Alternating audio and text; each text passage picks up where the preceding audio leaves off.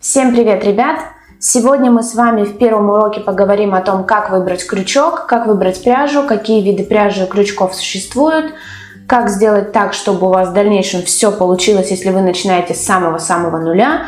Поэтому давайте не будем затягивать и перейдем, собственно, к теме нашего урока. Итак, сначала мы с вами остановимся на крючках, потому что с ними, в принципе, все понятно. Для новичков рекомендуется использовать номер 3, 3,5 и 4. Вот, например, перед вами крючок 3,5. Давайте его рассмотрим немножко поближе. Итак, вот крючок 3,5, вы видите сейчас его достаточно хорошо.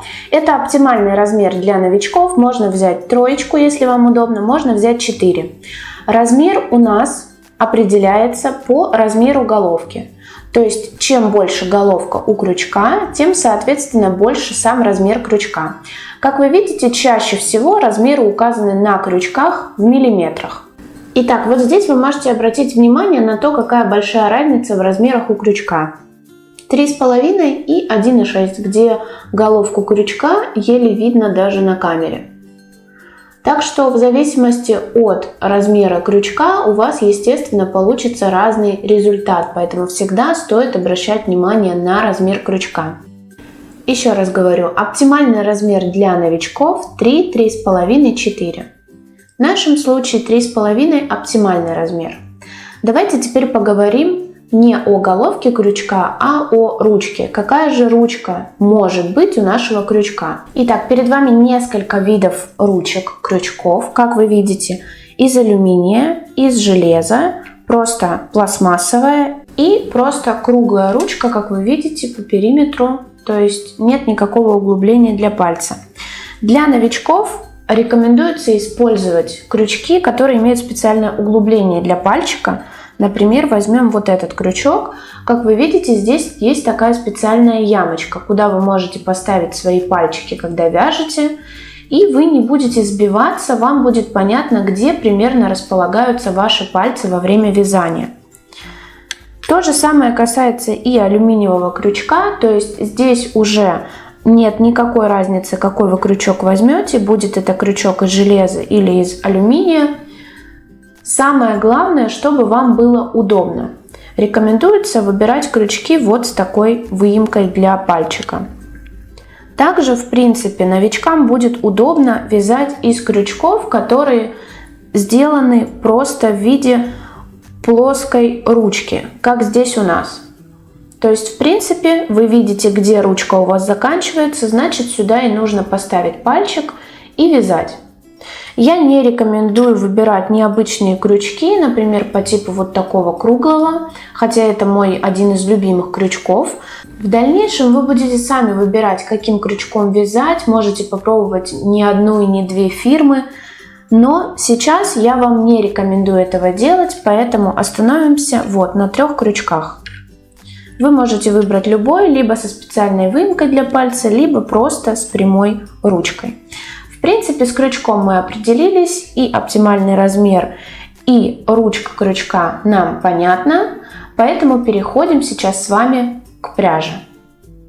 Итак, что касается пряжи для новичков, смотрите, здесь есть разница между пряжей для новичков, когда вы только-только начинаете, вы берете крючок, вы отрабатываете какие-то элементы и так далее, и разница между пряжей, которую вы берете для игрушек, для вязания игрушек амигуруми или для вязания вещей, одежды, аксессуаров и так далее. Имейте, пожалуйста, это в виду. Я это сразу говорю, потому что не хочу потом прочитать в комментариях, что я не права или что-то сказала не так. Для меня, еще раз говорю, есть разница между пряжей для новичков, те, которые не умеют вязать, только начинают, умеют какие-то азы и так далее, и пряжей для вязания игрушек и всего остального. Итак, конкретно по пряже для новичков. Я рекомендую брать яркую пряжу, таких светлых цветов, не берите темную пряжу, не берите пряжу с пайетками, ни в коем случае. И пряжа должна быть достаточно толстая, чтобы вы могли видеть петли, которые вы вяжете. В данном случае, если мы возьмем крючок 3,5, я думаю, 3,5 это прям вот идеальный крючок для новичков. И возьмем ту пряжу, которая у меня сейчас, она идеально будет подходить. То есть вы будете четко видеть петли, петли будут хорошо просматриваться, петли будут крупными, и вы не наделаете никаких ошибок. По крайней мере, если даже они у вас будут, а они есть у всех новичков, вы их будете хорошо видеть. В данном случае это мериносовая шерсть, у меня осталась эта пряжа. Ее не рекомендуют использовать для новичков, потому что якобы она обладает такими ворсинками, у нее есть такие ворсиночки.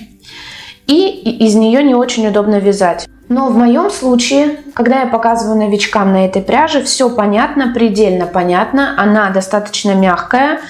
Для отработки каких-то элементарных элементов по вязанию эту пряжу можно использовать. Она достаточно крупная, она яркого цвета, и она хорошо подходит для этого крючка. То есть постарайтесь взять свою первую пряжу, плотную, не берите конкретно там шерсть или конкретно чистый акрил, возьмите что-то с чем-то в сочетании. Теперь я вам расскажу немножко о том, вообще из какой пряжи рекомендуется вязать, допустим, те же игрушки амигуруми, и какой крючок для них рекомендуется подбирать. Итак, обратите внимание на пряжу, конкретно которую я рекомендую для игрушек амигуруми. Первый вариант – это пряжа Yarn Art Jeans. С ней уже очень много всего пройдено. Вяжу я из нее очень давно. Она у нас состоит из 55% хлопка и 45% идет полиакрил. Я ее рекомендую для вязания игрушек амигуруми, потому что 100% хлопок, например, если брать, игрушки получаются жесткими. Мне это не нравится, вязать сложно, неудобно. Зато, конечно, они хорошо держат форму.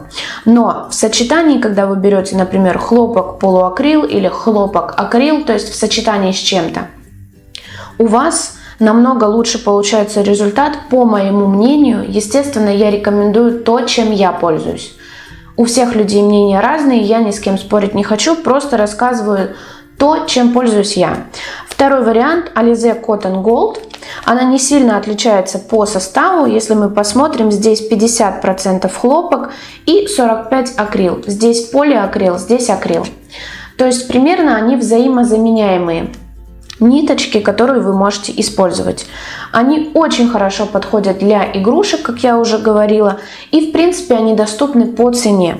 Для такой пряжи нам подойдет крючок номер 2, мой любимый крючок, кругленький со всех сторон, или, например, крючок 2,5. Все зависит от того, как вы вяжете.